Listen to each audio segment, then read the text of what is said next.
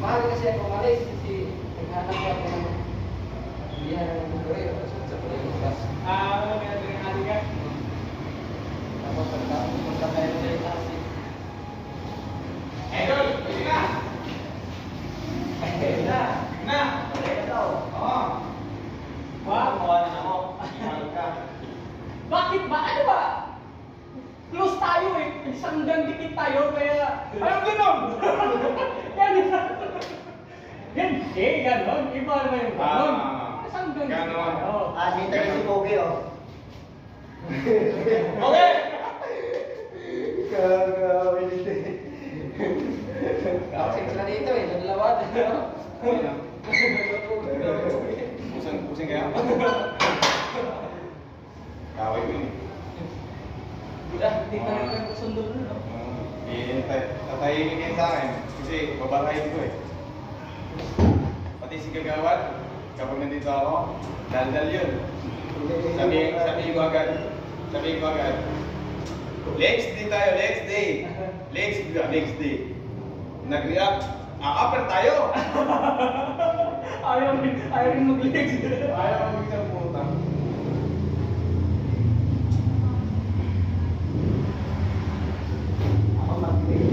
Okay. Ganun ka. Dito na ako mag-advance ha. Okay.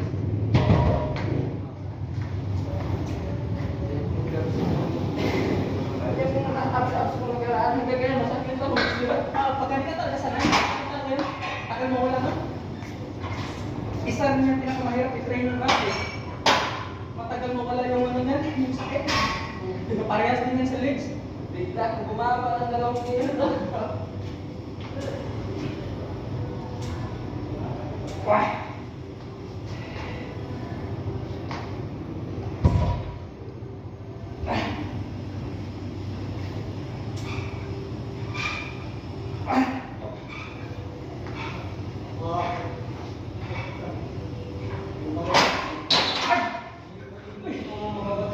Dalawa rin. Dalawa masan.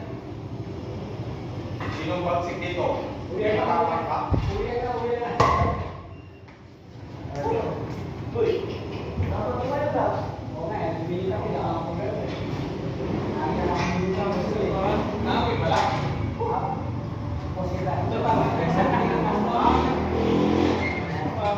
Ayun lang, nakawali kayo mandirig pa, oh.